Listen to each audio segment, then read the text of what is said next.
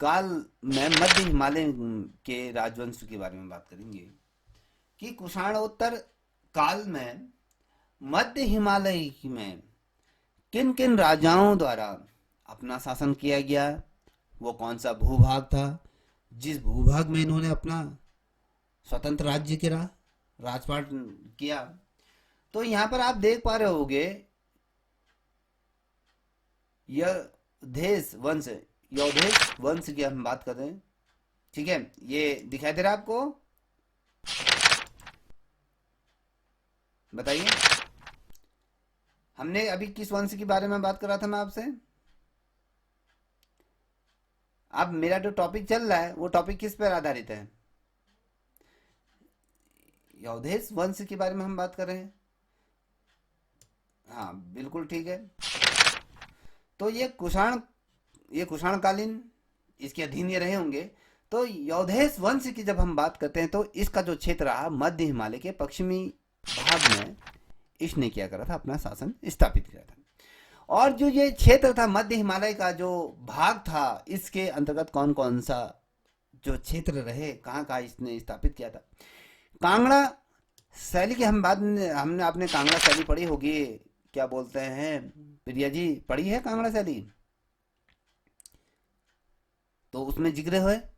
तो कांगड़ा जो शैली है, कांगड़ा जो ये क्षेत्र है, चाहे शिमला की बात करें, जौनसार भाबर का क्षेत्र है, काला डांडा है, सहारनपुर का क्षेत्र है, यहाँ से भी मुद्राएं यहाँ पर प्राप्त हुई थी। तो देख लीजिए, तो अगर हम कहें कांगड़ा में भी हमें यौधेश वंश के जो शासन का हमें जिक्र प्राप्त होता है, शिमला हो गया, जौनसार भाबर का जो क्षेत्र है, और काला डांडा में भी हमें कुछ सिक्के प्राप्त होते हैं। सहारनपुर का वो क्षेत्र है जो देहरादून से लगा हुआ है, हरिद्वार ये रुड़की से लगा हुआ है। तो ये क्षेत्र से भी हमें क्या मिलते हैं, ये मुद्राएं प्राप्त होती हैं स्वतंत्र रूप में। हमें ये ज्ञात होता है कि इस भूभाग में भी कहीं ना कहीं जो यौधेश वंश के जो राजा रहे होंगे, इस क्षेत्र में इनका शासन रहा होगा। तो ये हमें पुरातन समय में जो साक्ष्य प्राप्त होते थे।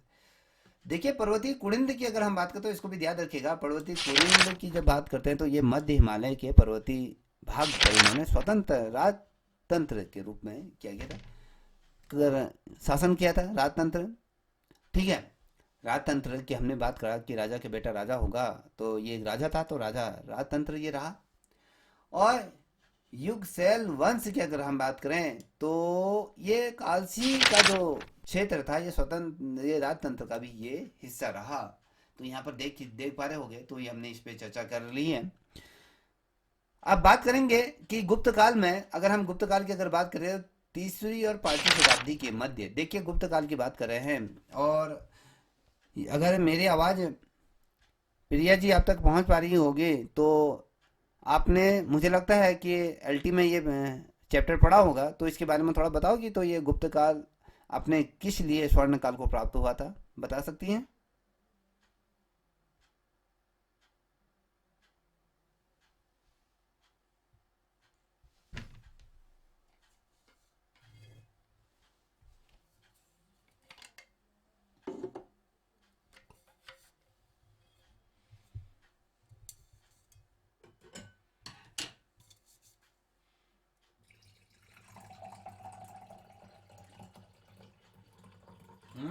और देखिए, अगर हम भारत में देखें तो भारत में जो गुप्त काल की जब बात करते हैं तो ये एक बहुत ही ज़्यादा मार्मिक ये शासन ये रहा था। कहीं ना कहीं ये जो शासन काल रहा, जो गुप्त काल, ये कहीं ना कहीं स्वर्ण काल की संज्ञा इसको दी गई थी, क्योंकि ये एक बेहतरीन सभ्यता के तौर पर उभर के समक्ष आई। और ये कहीं ना कहीं जब हम स्वर्ण काल की बात करते हैं, तीसरी से पाँचवीं शताब्दी की बात करते हैं, तो यहाँ पर चाहे स्थापत्य कला के क्षेत्र की बात करें या मूर्ति कला की बात करें, तो और तमाम जितने भी कलाएं हैं या अन्य क्षेत्र में बहुत शानदार ये कार्य हुआ था। जिस कालखंड में जो कालखंड बेहतर सुविधाएं या चीज़ें प्राप्त करता है, या वहाँ पर जो मानव का जनजीवन खुशहाली से परिपूर्ण होता है, तो ऐसे कालखंड को स्वर्ण काल की संज्ञा दी जाती है। तो गुप्त काल जो मैंने कहा 5वीं से 30वीं शताब्दी के मध्य में ये मध्य हिमालय की राजनीतिक तस्वीर पर स्पर्श अस्पर्श था, क्योंकि उसमें ये पूरी तरीके से सही तरीके से स्थापित नहीं हुआ था, इसकी स्थिति अस्पर्श थी। और समुद्रगुप्त के प्रयोग या वशिष्ठ में वर्णित है, जो समुद्रगुप्त के प्रयास से या वशिष्ठ में अगर हम आए तो वर्णित है, नेपाल के पश्चिम स्थित जो करतापुर था, तो राज्य की सभ्यता इतिहासकारों ने जो इसका जो जिक्र किया गया था गढ़वाल और कुमाऊं से ये किया करते थे।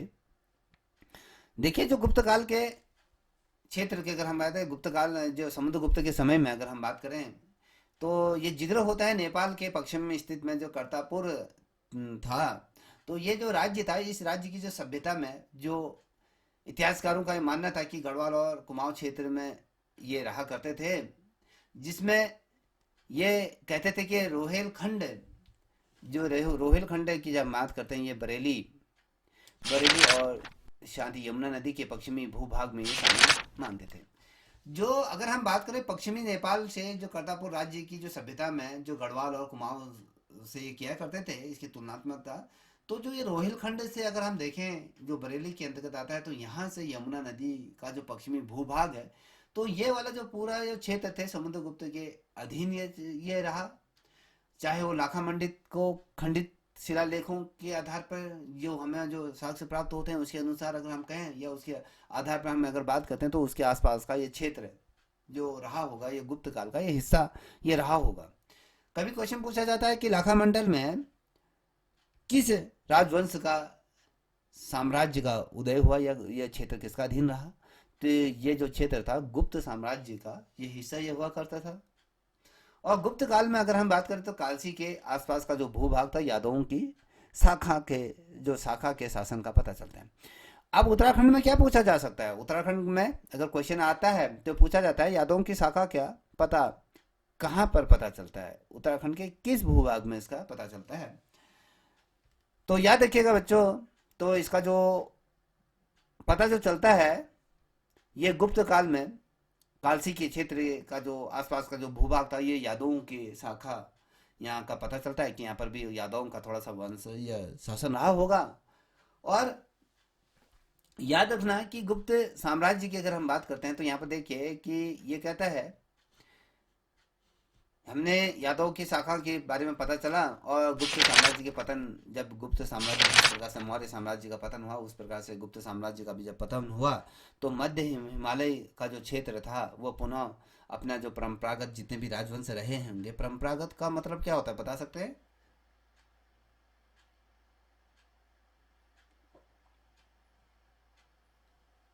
जो पूर्व में इस क्षेत्र में रहे होंगे, जो वंशानुगत तरीके से जो राजा थे, राजा का जो क्षेत्र था, जिनको लूटपाट लिया होगा, जिनको खदेड़ दिया होगा, उन राजाओं ने मध्य हिमालय क्षेत्र में क्या करा, अपना पुनः ये परंपरागत जो राजवंश यहाँ पर रहे होंगे उनकी शासन यहाँ पर व्यवस्था यहाँ पर स्थापित हुई, जिसमें यादव और नागवंश ये प्रमुख थे।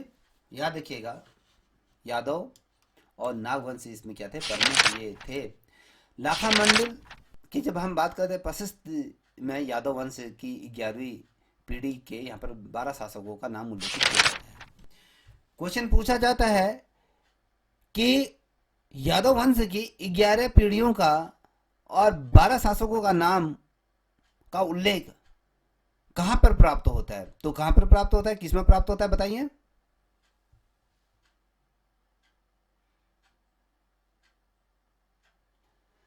याद रखिएगा, ठीक है, ये बहुत ही ज्यादा मार्मिक प्रश्न है। तो लाखा मंडल प्रशस्तित में जो पत्र है ये याद रखिएगा, तो एक अभिलेख है। इस अभिलेख में जो यादव वंश के 11 पीढ़ियों का लेखा जोखा है, साथ ही इनके 12 शासकों का नाम भी इस लाखा मंडल प्रशस्ति पत्र है, तो इसमें उल्लेख है। और इसमें अगर हम देखें कि यमुना प्रदेश है, यमुना प्रदेश जो यादवों की राजधानी सिंहपुर बताई जाती है।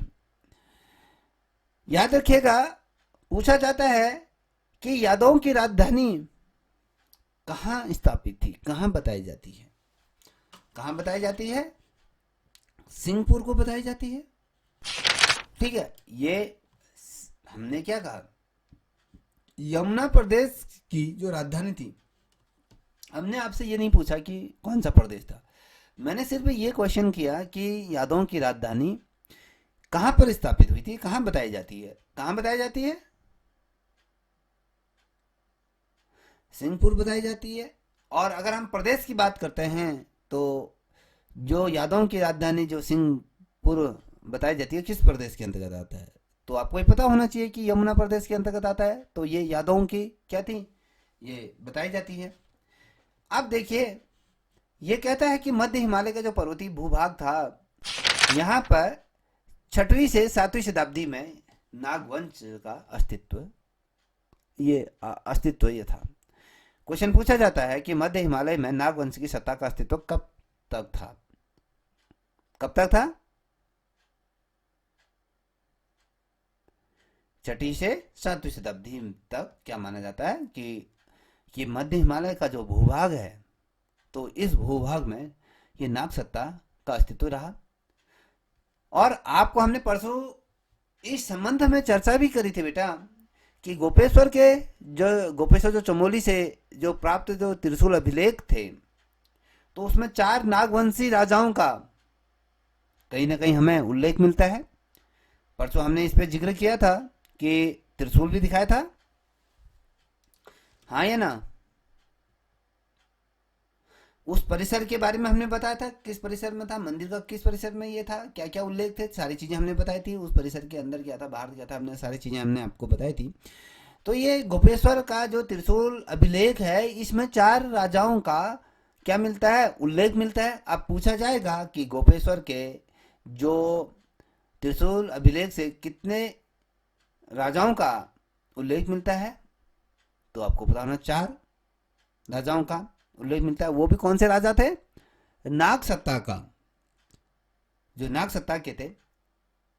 पहला था नागवंशी राजाओं का, फिर स्कंद नाग, जिसे हम क्या कहते हैं, 4 जो नागवंशी राजाओं, स्कंद नाग, विभू नाग, अंशु नाग और साथ ही गणपति नाग।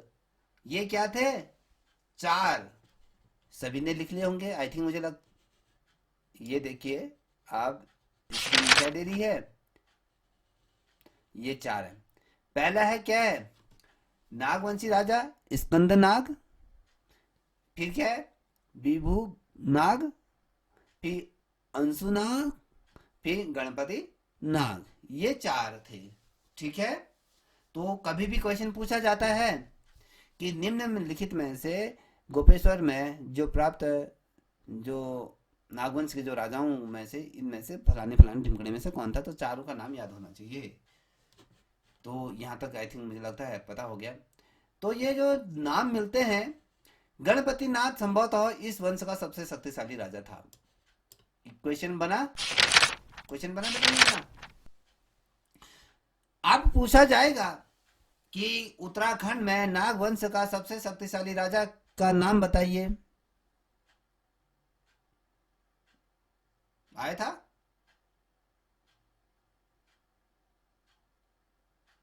वेरी गुड, अच्छी बात है। इसका मतलब हम सही ट्रैक पर चल रहे हैं।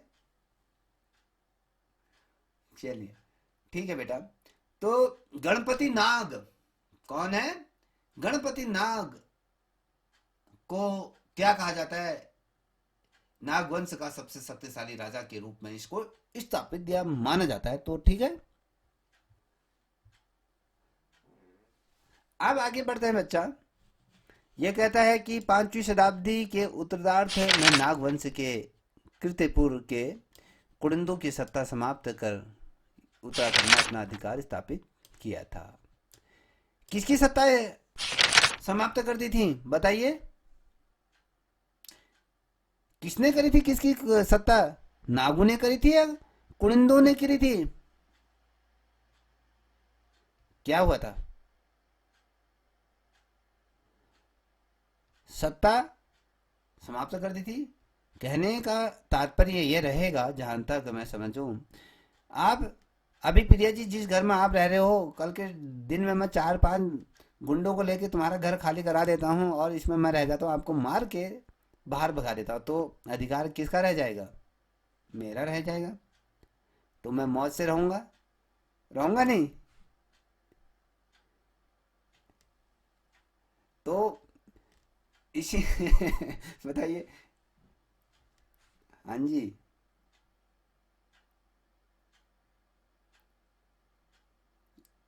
हाँ।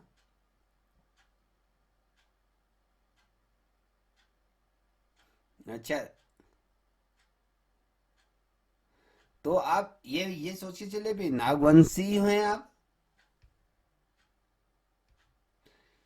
है ना? कौन से नाग हो इसमें? आप ये आपको ढूंढना पड़ेगा, चारों में से कौन सा नाग हो। तो आप नागपति गण। अच्छा, तो नागिन तो नहीं मिलता ना? चलिए ठीक है, अच्छी बात है। आपको अपने इतिहास के बारे में पता है, ये बहुत अच्छी बात है। बहुत से बच्चों को पता नहीं होता है किस किस क्षेत्र में, जब अगर कोई, जैसे इन्होंने कहा कि हमारे क्षेत्र में नाग का वो एक मंदिर है, यहाँ पे दूधाधारी नाग, तो इससे क्या पता चलता है कि इस क्षेत्र में जब भी कोई चीज़ कहीं क्षेत्रों में जब स्थापित होती है ना, ये नहीं लेके चलना है कि ये आस्था का विषय है, कि वर्तमान समय में लोगों ने उसको आस्था का विषय बना दिया, मंदिर बना दिए। तो अगर हम हिस्ट्री देखेंगे तो उस क्षेत्र में इन नागवंशों का क्या था, शासन व्यवस्था रही होगी, इनके महल बने होंगे, या इनके द्वारा जो अपने आप को मेडिटेशन के लिए या अपने शांत करने के लिए ये किसी को मानते होंगे, उसके लिए इन्होंने कोई चीज़ें बना दी होंगी। जैसे हम कहते हैं कि आपने अगर देखा होगा, हड़प्पा सभ्यता की बात करूँ या फिर मोहनजोदड़ो की बात करें, या जितने भी अन्य सभ्यताएं हुई थी, तो कहीं ना कहीं वो प्रकृति को या प्राकृत को अपने आराध्य देवता, कोई सूर्य को माना। कहीं ये क्यों मानने का कारण था सूर्य और साथ ही अगर चंद्रमा को, ये इसलिए माने जाते थे क्योंकि जो सूर्य है वो कोई देवता नहीं है। सूर्य को इसलिए पूजा जाता था क्योंकि अगर सूर्य ना हो तो हमारी फसलें ना हो, नहीं हो सकती हैं। हो सकती हैं, अगर सूर्य एक महीने के लिए अगर छिप जाए तो पृथ्वी में भूखमरी जैसी हालात स्थापित हो जाएंगे। क्योंकि जो भोजन, जो पेड़ पौधे जो अपना भोजन बनाते हैं, सूर्य के किरणों से अपने भोजन को वो बनाते हैं, ठीक है? तो अगर वही, इसीलिए उसको क्या माना जाता है, आराध्य देवता के रूप में माना। अब प्रकृति मात्र जो मृतिका देवी जिसे हम कहते हैं, उसका एक मृतिका देवी जो माना जाता है, तो उसके एक कहीं ना कहीं एक वो बना दिया उन्होंने, एक मूर्ति टाइप की बना दी। वो प्रकृति को समर्पित, प्रकृति को पूजने का एक तरीका था वो। ये नहीं कि कोई भगवान होता है, तो वो प्रकृति को समर्पित करने के लिए वो चीज़ें किया जाता था। और साथ ही अगर हम बात करें, जैसे कि सूर्य, जो चांद को पूजा जाता था, चंद्रमा को पूजा जाता था। आप सभी को पता है कि भारत भी चंद्रमा के दक्षिणी ध्रुव में उतर चुका है। अगर वो चंद्रदेव होता, क्या वो आ तो मेरे ऊपर उतर जाओ, इतना बड़ा वो लेके आ, ऐसा होता?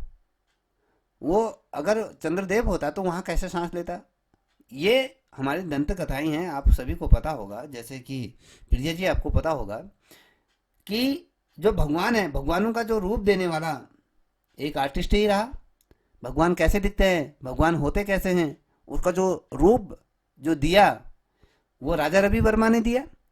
अगर राजा रवि वर्मा ना होते, हमें हनुमान कैसे दिखाई देते हैं, पार्वती कैसे दिखाई देते हैं, शिव कैसे दिखाई देते हैं, कृष्ण कैसे दिखाई देते हैं, जितने भी देवी देवताएं हैं, उनको जो एक रूप आकृति जो प्रदान करी, वो किसने प्रदान करी? वो राजा रवि वर्मा ने। एक व्यक्ति विशेष द्वारा दी गई, व्यक्ति विशेष की क्या है, कल्पनाएं हैं। उस कल्पना के आधार पर जो, मान लीजिए गणेश की मूर्ति, जो गणेश की जो चलचित्र है राजा रवि वर्मा ने बनाया, जिन्होंने अपने, कहते हैं ना कि जहाँ ना पहुँचे रवि वहाँ पहुँचे कभी, उसी प्रकार से जहाँ अनंत, जहाँ भी कभी की जो चीज़ें समाप्त होती हैं वहाँ पहुँच जाता है आर्टिस्ट, पहुँच जाता है जो अपनी अंतर मन की गहराइयों में जाकर क्या करता है, उन चीज़ों को उकेर देता है। तो उसी प्रकार से अगर आज हम ईश्वर का स्वरूप देख पा रहे हैं जो एक आत्मसंतुष्टि के लिए, तो वो राजा रवि वर्मा ने ही दिया। राजा रवि वर्मा ने, अगर हम कहते हैं जो माता सरस्वती हो, कोई भी XYZ कोई भी माता का स्वरूप दिया, तो उन्होंने एक वैश्या को, जो उनसे प्रेम किया करते थे, उस वैश्या को मद्देनजर रखते हुए उस माताओं का या कहें जो देवियों का चित्रांकन उनके द्वारा किया गया था। जिसने हिस्ट्री पढ़ी होगी तो वो ये तमाम चीज़ें समझ जाएगा कि भगवान सिर्फ एक काल्पनिक कथाएं हैं। और हाँ, ये चीज़ है कि आप अपने आपको किसी में संतुष्टि प्राप्त होती है वो बात अलग है, मगर वैसे तो ये चीज़ नहीं है। अब जैसे इन्होंने कहा कि हमारा क्षेत्र में नागवंशों का मंदिर है, तो ये इससे ये ज्ञात होता है कि इस क्षेत्र में, इस भूभाग में नागवंश का शासन रहा होगा, स्थापत्य रहा होगा। इस क्षेत्र में नागवंशों के जो लोग आज भी पीढ़ी दर पीढ़ी रहे होंगे। जैसे कि लोग अपनी चीज़ों को भूल गए कि किस से आते हैं। तो पहले क्या हुआ था, तो ये तमाम चीज़ें होती थी। पहले तो ये चीज़ें नहीं होती। तो जैसे कि समाज में जिस प्रकार से ध्रुवीकरण कर दिया गया है, हिंदू मुस्लिम जैसे जातिवादी व्यवस्था में जो बांट दिया गया, इससे पूर्व तो नहीं था ना। तो ये कहीं ना कहीं अपना उल्लू सीधा करने के लिए ये वर्णों को व्यवस्थित कर दिया गया है। तो बेसिकली ये है, ये बहुत बड़ा मार्मिक विषय है, उस पर नहीं जाएंगे। अच्छा अच्छा, चलिए ऐसी चीज़ें पता चलती रहेंगी। तो जब इस क्षेत्र में 5वीं शताब्दी के उत्तरार्ध की अगर जब बात करते हैं तो नागवंश के जो कृतिकेपुर था, तो इस क्षेत्र में क्या था, कुलिंदों की सत्ता हुआ करती थी। और जब नागों का जब वर्चस्व रहा तो इन कुलिंदों की सत्ता को इन्होंने यहाँ पर समाप्त करके उखाड़ के फेंक दिया और उत्तराखंड में अपना अधिकार इन्होंने स्थापित कर लिया। फिर 6वीं शताब्दी में जो कन्नौज के मौखरियों ने क्या करा था, नाग सत्ता का अंत कर इस क्षेत्र पर अधिकार कर लिया। देखिए, आपने एक चीज देखा, हर कोई एक दूसरे के क्या है, सत्ता के प्रति क्या है, आतुर है। जिसकी शक्ति बढ़ी तो वो दूसरे का क्या कर रहा है, साम्राज्य का अंत करता हुआ जा रहा है, नहीं कर रहा है। तो मनुष्य इसी प्रकार का प्राणी है जो अपना वर्चस्व स्थापित करना चाहता है। मान लीजिए कि आपके गांव में आप बहुत ज्यादा धनी हो गए हैं, तो फिर आप उन गरीबों को मुंह नहीं लगाना चाहोगे। आप ये चाहोगे कि इस गांव में जो गरीब हैं ये एक बोझ हैं, इनको या तो मरवा दो या तो फिर इनको उठाकर भी क्या कर दो, अमीर बना दो, जो कि एक अच्छा वो रहेगा। तो इसी प्रकार से जिसकी जैसी जो रही सत्ता को धारण करने की जो क्षमता रही, तो उसी प्रकार से धीरे धीरे क्या करा, इन्होंने भी अपनी सत्ता को काबिज करने के लिए 6वीं शताब्दी में कन्नौज के जो मौखरियाँ थी। कभी क्वेश्चन पूछा जाएगा बेटा, याद रखिएगा कि नागवंश का, उत्तराखंड में नागवंश का अंत किनके द्वारा किया गया था, किनके द्वारा किया गया था, मौखरियों के द्वारा ये किया गया था। इनका अंत कर दिया और इस क्षेत्र में इन्होंने अपना अधिकार कर लिया। और हर्षवर्धन था, हर्षवर्धन का एक पर्वतीय राजकुमारी से क्या हुआ, विवाह का उल्लेख भी मिलता है। क्वेश्चन पूछा जाता है कि हर्षवर्धन का जो विवाह का उल्लेख मिलता है वो कहाँ पर मिलता है, तो आपको पता होना चाहिए एक पर्वतीय राजकुमारी हुआ करती थी, उससे इसका विवाह या निकाह ये मिलता है। और जो बाणभट्ट कृत हर्ष चरित्र है, इसमें इस कालखंड की यात्रा का क्या है, आने जाने वाले लोगों का उल्लेख मिलता है। क्वेश्चन पूछा जाएगा कि उत्तराखंड की यात्राओं पर आने वाले लोगों का वर्णन कहाँ पर प्राप्त होता है, तो बाणभट्ट का जो हर्ष चरित्र है, याद रखिएगा, बाणभट्ट का हर्ष चरित्र में उत्तराखंड में जितने भी जनमानस यात्राओं पर आया करते थे, यात्रा पर आते थे, तो यात्रा पर आने वाले लोगों का वर्णन इस किताब पे मिलता है।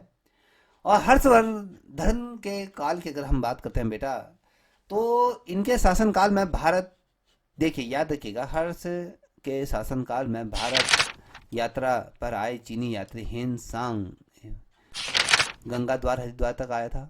तो याद रखिएगा, क्वेश्चन पूछा जाएगा कि चीनी यात्री हेन सांग गंगा द्वार तक आया था, वो किसके शासनकाल में आया था। या फिर क्वेश्चन पूछा जाएगा चीनी यात्री हेन सांग किसके शासनकाल में उत्तराखंड आया था, बोलिए।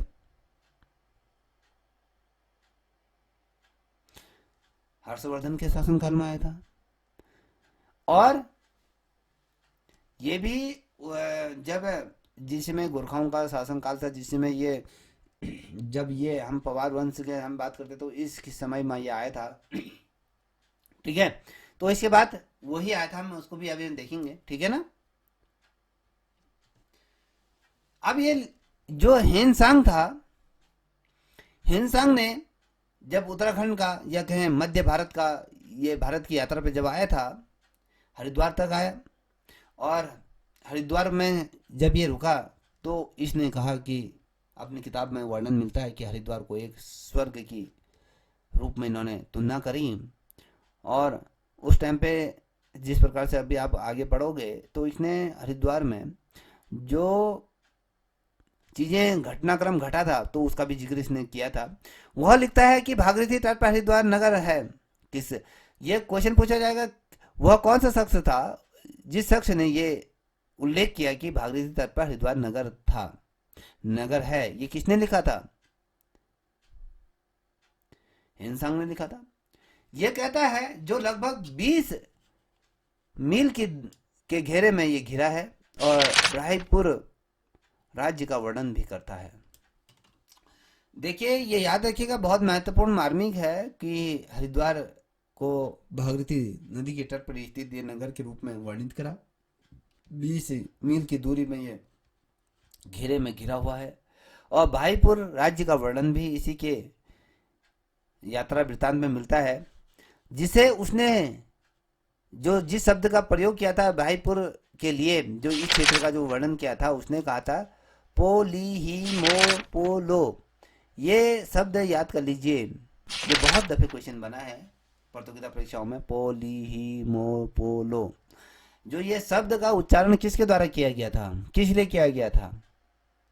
तो ये हिनसांग द्वारा किया गया था। भाईपुर जो गंगा द्वार के लिए ये जो शब्द का प्रयोग किया था, भाईपुर राज्य का वर्णन जब मिलता है तो उसमें उसने पोली ही मो पुलो को ये शब्द का उल्लेख किया गया था। याद रखिएगा, हिनसांग द्वारा ऐसा किया गया था। और हर्षोत्तर की अगर बात करें तो हर्ष का जो शासनकाल में ये पुनः यह क्षेत्र राजनीतिक विघटन का शिकार हुआ। फिर जाके हर्ष के समय में भी कहीं ना कहीं राजनीतिक उठापटक की वजह से ये जो राजनीतिक क्षेत्र था, ये राजनीतिक जो क्षेत्र अधिकार था, इसका भी विघटन होना शुरू हुआ। और कई छोटे छोटे जो शक्तियों में या कहीं रियासतों में या कहीं छोटे छोटे टुकड़ों में ये शक्ति का विभाजन हुआ, छोटे छोटे राज्य स्थापित किए गए। पहले क्या होता था, संपूर्ण मध्य हिमालय क्षेत्र में ये रहा करता था। जब ये इस विघटन का शिकार हुआ तो छोटे छोटे शक्तियां बनी, छोटे छोटे जनपद, जैसे हम कहते हैं रजवाड़े टाइप के ये बने। तो छोटे छोटे ये बने तो राज्य स्थापित हुए। और सैन्य दृष्टि से ये बहुत ही दुर्लभ राज्य ये थे। सैन्य के दृष्टिकोण से अगर हम कहें तो क्योंकि सेना का उतना प्रभाव इन क्षेत्रों में नहीं रहा, क्योंकि जो राज्य था ये दुर्बल, ये राज्य जो राजा इस छोटे छोटे क्षेत्रों में रहा करते थे, तो वो सैनिकों के दृष्टिकोण से बहुत ही ज़्यादा क्या थे, दुर्लभ थे और असुरक्षित भी थे। और हम बात करते हैं अतः सुरक्षा के दृष्टिकोण से दुर्लभ राजाओं ने छोटी छोटी गढ़ियों या कोटों का निर्माण कर लिया। जैसे आपको ये पता होगा विद्या जी कि गढ़वाल में 52 गढ़ों का निर्माण हुआ था। गढ़वाल के 52 गढ़ों का इतिहास ये है, इसको हम आपको बताएंगे इसके बाद, कि गढ़वाल शब्द जो शाब्दिक अर्थ है कि गढ़वाला कि गढ़वाल शब्द की जो उत्पत्ति हुई थी वो गढ़वाले से इसकी उत्पत्ति हुई थी। यहाँ पर 52 गढ़ हुआ करते थे, इसलिए इसे 52 गढ़ों का देश या गढ़ देश भी कहा जाता है। और छोटे छोटे यहाँ पर कि ये किलों का ये देश कहा जाता था। असल में तब गढ़वाल में 52 राजाओं का आधिपत्य ये हुआ करता था। इसके अलग अलग राज्य थे और स्वतंत्र वो थे। और 52 गढ़ों के अलावा छोटे छोटे गड्ढे जो सरदार या ठेकेदार या तत्कालीन पदवी धारण। अब ये जो देख रहे हो, मान लो ये वाला जो गांव देख रहे हो, देख रही बेटा गीता जी, तो ये वाला जो क्षेत्र होगा, जो ये इतने लोगों का प्रतिनिधित्व जो कर रहा होगा, यहाँ पर मान लीजिए ये वाला जो घर है ये राजा का घर होगा, ये राजा का घर होगा। ये राजा ही इस गांव का क्या होगा, पूरा करता धरता होगा, इसका जो भूभाग, इसका मतलब बड़ा जो क्षेत्र, इसके आसपास का जो क्षेत्र होगा, इस क्षेत्र में इस राजा का ही क्या चलेगा, वर्चस्व चलेगा।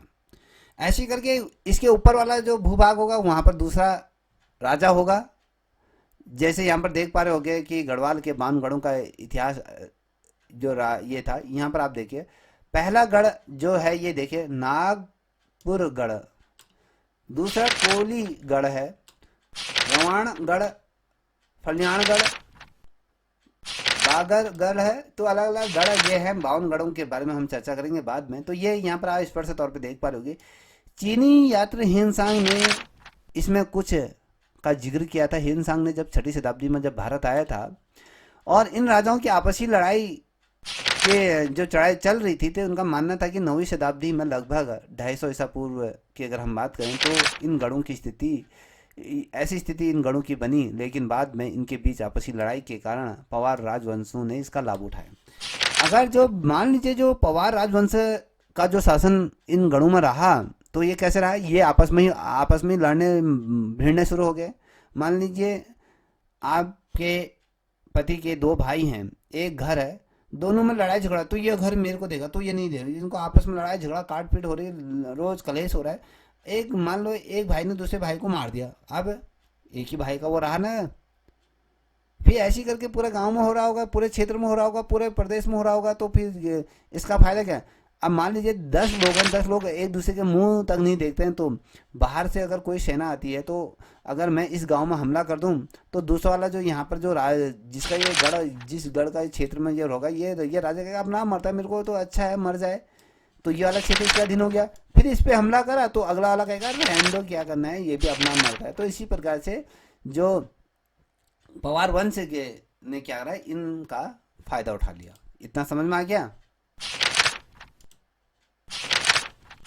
तो यहाँ पर हमने आपसे स्पष्ट तौर पे कह दिया कि सैन्य दृष्टि से ये बहुत ही दुर्बल राज्य हुआ करते थे। दुर्बल क्यों थे, क्योंकि आपसी ताना खींचातान में ये लोग अपने सारी चीज़ें भूल जा रहे थे, और सुरक्षा के दृष्टिकोण से इन राजाओं की, अगर दुर्बल राजाओं ने छोटी छोटी जो गढ़ियाँ कोठों का निर्माण कर लिया। आप कहने का मतलब है छोटे छोटे क्या थे, किलों का निर्माण कर लिया, और छोटे छोटे जो महलों का निर्माण कर लिया। जैसे आप गढ़वाल में देखोगे तो कहीं ना कहीं आपको छोटे छोटे किले देखने को मिलेंगे, ठीक है। और डॉक्टर कटोच, यशवंत कटोच थे, तो इनके आधार पर इसमें 3 भाईपुर, शत्रुघ्न और गोपीषण प्रसिद्ध हुआ करते थे। भाईपुर, शत्रुघ्न और साथ ही गोपीषण जो ये प्रसिद्ध हुआ करते थे। इनमें याद रखिएगा गोपीषण को हमने काशीपुर उधम सिंह नगर के अंतर्गत आता है, हमने ये आपसे चर्चा करी थी। तो यहाँ पर आप देख पा रही होंगी कि तीनों जो राज्य कुड़िंदों जो राज्य के से पृथक होकर ये कुछ समय तक के लिए ये कन्या कुंभ ये है जिसे कन्नौज साम्राज्य का हिस्सा रहे। ये तीनों राजाओं का अगर हम बात करें तो ये कुछ समय के ये कुड़िंद से पृथक हुए, कुड़िंद राजा से इनका मेल मिलाप नहीं हो पाए, इससे पृथक हो गए, ये कन्नौज साम्राज्य का ये हिस्सा रहे। और चीनी यात्री जो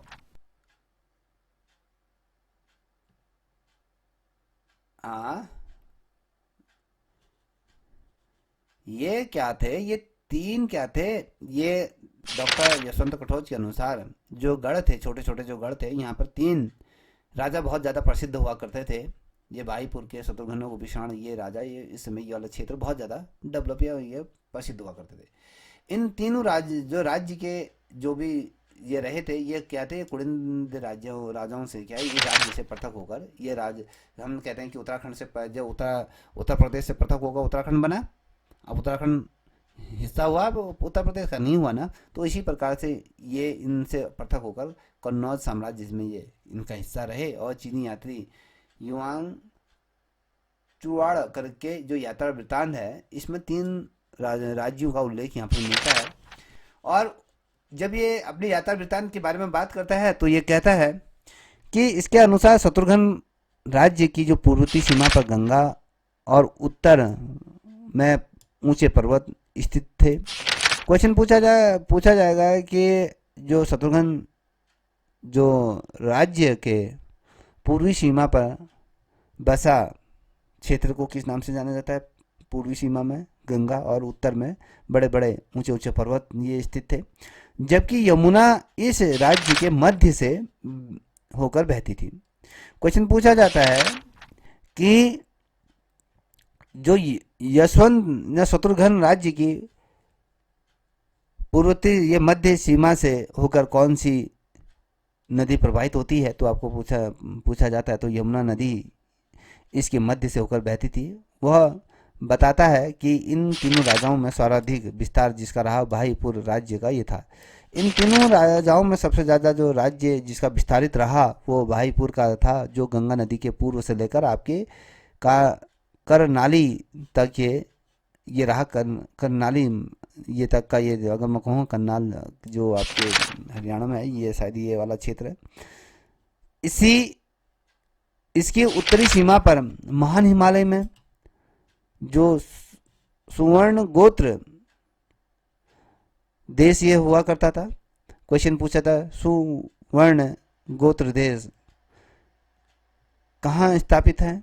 तो मध्य हिमालय का ये देश था, जिसे वर्तमान में काशीपुर के अतिरिक्त रामपुर और शांति पीलीभीत में शामिल है। याद रखिएगा, जो महान हिमालय में जो सुवर्ण गोत्र देश ये हुआ करता था, इस देश के अंतर्गत काशीपुर हो गया, रामपुर हो गया, पीलीभीत उत्तर प्रदेश का वो हिस्सा, और ये गोपीषाण की पहचान ये कनिघम ने, वर्तमान को जो कनिघम ने ही जो ये वर्णित करा था काशीपुर के रूप में, लगभग 1.5 किलोमीटर दूर उज्जैन गांव के दुर्ग से ये है। तो इस तरीके से इन्होंने कहा कि गोपीषाण की जो पहचान थी कनिघम ने, वर्तमान में जो काशीपुर है, तो काशीपुर से लगभग अगर हम देखें 1.5 किलोमीटर दूरी पर एक उज्जैन नामक एक गांव है, तो उसके दुर्ग से इसे माना जाता है। तो याद देखिएगा। तो आई थिंक मुझे लगता है यहाँ तक आप समझ गए होंगे। तो यहाँ पर इसके बाद में इसको यहाँ पर फिर कत्यूरी वंश का हम कल पढ़ेंगे। तो यहाँ पर आप देख पा रहे हो कि डॉक्टर जो यशवंत कठोर थे, उनके अनुसार उपरोक्त जो तीनों राजाओं की अगर हम बात करते हैं, राज्यों की अगर बात करते हैं, तो इसके अतिरिक्त अगर देखें तो देवप्रयाग के आसपास का जो गंगा का जो तटीय क्षेत्र था, वो स्वतंत्र राज्य का अस्तित्व ये भी था। देखिए, गंगा के आसपास का जो तटीय जो क्षेत्र था, ये भी स्वतंत्र प्रभार के राज्य के रूप में था। और जबकि गढ़वाल के जो दक्षिण में पांडुवाला और मोरध्वज के 2 लघु राज्य हुआ करते थे। क्वेश्चन पूछा जाता है कि गढ़वाल के दक्षिणी क्षेत्र में वो 2 राज्यों के नाम बताएं जो लघु राज्य के रूप में स्थापित थे। तो पांडुआ वाला और साथ ही मोरध्वज, ये 2 लघु राज्य हुआ करते थे। क्वेश्चन पूछा जाता है कि गढ़वाल के दक्षिण पूर्व क्षेत्र में 2 लघु राज्यों में से निम्न में से कौन सा एक है, ये पूछा जा सकता है। तो 4 ऑप्शन दिए जा सकते हैं। तो ये दोनों दिए जा सकते हैं, इन दोनों को अलग अलग किया, इनमें से कोई नहीं, तो आपको वो गैस करना है। ठीक है। उसके बाद हम जो पढ़ेंगे, जो कत्यूरी युग की अगर बात करेंगे, कत्यूरी वंश की बात करेंगे। अभी तो हम सिर्फ इनके जो चीज़ें पढ़ रहे हैं, सिर्फ हम छोटे छोटे चीज़ें पढ़ रहे हैं। अभी हम इनका विस्तार हमने